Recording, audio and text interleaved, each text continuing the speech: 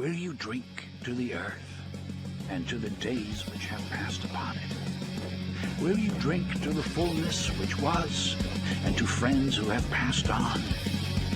Will you drink to good company well? It's a sad day for the court and for the country. 50 years ago, Roe v. Wade was decided and has been the law of the land since then. This landmark case protected women's right to choose, her right to make intensely personal decisions with her doctor, free from the interference of politics. It reaffirmed basic principles of equality, that women have the power to control their own destiny, and it reinforced a fundamental right of privacy, a right of each of us to choose how to live our lives. Now, with Roe gone, let's be very clear. The health and life of women in this nation are now at risk. Oh, women. Not all women. I mean the old-fashioned ones. You know, the old-fashioned women. Oh, God. You know, the ones with wombs. Oh. No, I love the new women. I know the new women. They're great, aren't they? You know, the new ones we've been seeing lately. The ones with beards and they're as good as... They're as good as gold. I love them. Oh, they want to use our toilets. Why shouldn't they use your toilets? For ladies. They are ladies. Look at their pronouns. What about this person isn't a lady? Well, his penis. Her penis, you bigot. It's funny because he's hitting on the same thing that Matt Walsh is hitting on in What is a Woman, that it's all about words. It is a construct entirely made of words, and it can be disassembled by words. It has been the law of the land for most of the lifetime of Americans today. And it was a constitutional principle upheld by justices appointed by Democrat and Republican presidents alike. Roe v. Wade was a 7-2 decision, written by a justice appointed by a Republican president, Richard Nixon. In the 5 decades that followed Roe v. Wade, justices appointed by Republican presidents from Eisenhower, Nixon, and Reagan, George W. Bush, were among the justices who voted to uphold the principles set forth in Roe v. Wade. It was 3 justices named by one president, Donald Trump, who were the core of today's decision to upend the scales of justice and eliminate a fundamental right for women in this country. Make no mistake, this decision is a culmination of a deliberate effort over decades to upset the balance of our law. It's a realization of an extreme ideology and a tragic error by the Supreme Court, in my view. The court has done what it has never done before: expressly take away a constitutional right that is so fundamental to so many Americans that had already been recognized. The court's decision to do so will have real and immediate consequences. State laws banning abortion are automatically taking effect today, jeopardizing the health of millions of women, some without exceptions. And he's out. All right, somebody grab that hook, bring him out, and hook him back up to that catheter.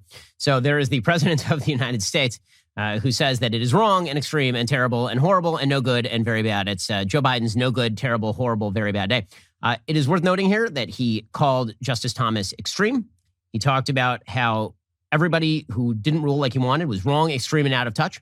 Says the president who believes that men can be women and that abortion should be legal on demand until point of birth. Also happens to be a very devout Catholic, you may notice. Like a very, my favorite thing about Joe Biden is when he drops phrases like "for God's sake" in a speech about how abortion should be legal until point of birth, and also how men should marry other men. That really is, when I think about real Catholic principles, that's what I think of. I think of Joe Biden, very devout Catholic. The continuation of insanity outside the Supreme Court is ongoing. I will say, to Joe Biden's credit, he did call for no violence. He did say that he condemns the violence up front, which is a good thing. That is a good thing. Now, does that mean people are going to obey him? Probably not. But the simple fact that he did it is he gets credit for that. Not a particularly coherent speech from the president. He basically just cribbed from the dissent, talking about how important abortion is and how magical abortion is. he kept coming back to the idea that there's no fundamental right has ever been taken away in American history. Like this fundamental American. Well, actually, there was a fundamental right to own other human beings, according to Dred Scott v. Sanford, up until the Civil War, at which point it was completely abolished through the death of hundreds of thousands of Americans and then the establishment of the 13th and 14th Amendments. So, yeah, there have been some pretty bad, quote unquote, fundamental rights in America before, the worst of which was, owning another human being. But the right to kill another human being in your womb, that's a pretty bad fundamental right. And so that fundamental right being removed by the Supreme Court, still available, by the way, in California and New York and all the rest, that is, to him, a great evil that it has been removed. We're going to be going through some Libs of Ticktock, which is short for Liberals of TikTok. Hey, TikTok. Do you ever wake up in the morning and think you just want to burn it all to the ground? No, that's not a normal thing, a normal person. I like how she asked that as if it's a relatable question. Can you ever wake up and want to put a hamster in the microwave? No, that's you. Like, when you wake up in the middle of the night and you're really thirsty? Like, when you wake up and you want to burn it all down? Because you can't sacrifice babies to Moloch. As she's wearing her Princess Leia t-shirt, dude, these people are absurd. They dress like children, and they speak like demons from hell. You think the global protests around George Floyd were big? He's about to defend Roe v. Wade. You just fucking wait when you launch an attack on 50% of the American population. Are you threatening a mostly peaceful protest? You cannot pretend that these BLM Antifa protests were peaceful and then threaten people with more of them. If you think we were mostly peaceful last time, just you wait. We're gonna be extra mostly peaceful, bro. There's only one solution to this, to all of this, because it's all interconnected. Starts with V, ends with E, and it's not vote. Oh man, I would be really scared if you tried to enact some V and ends with E against me. Bro, I would literally tug on your earrings.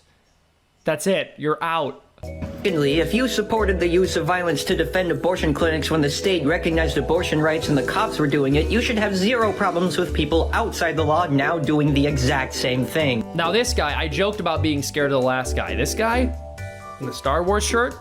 What is it with the Star Wars shirts?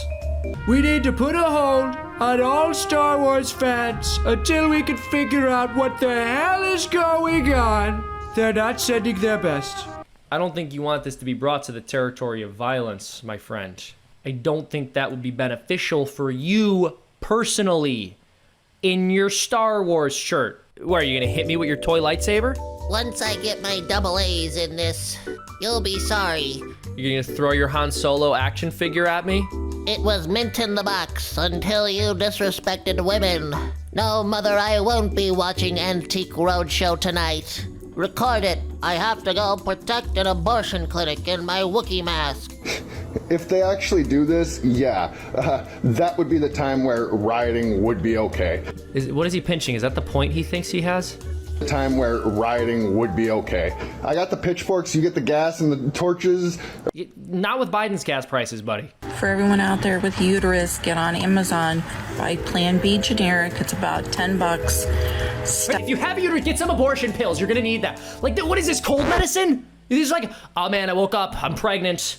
Woke up this morning, was pregnant, can't come into work today. You know what? I'll just go ahead and say it. Say it, bro. Roe v. Wade gets overturned, I am getting a vasectomy.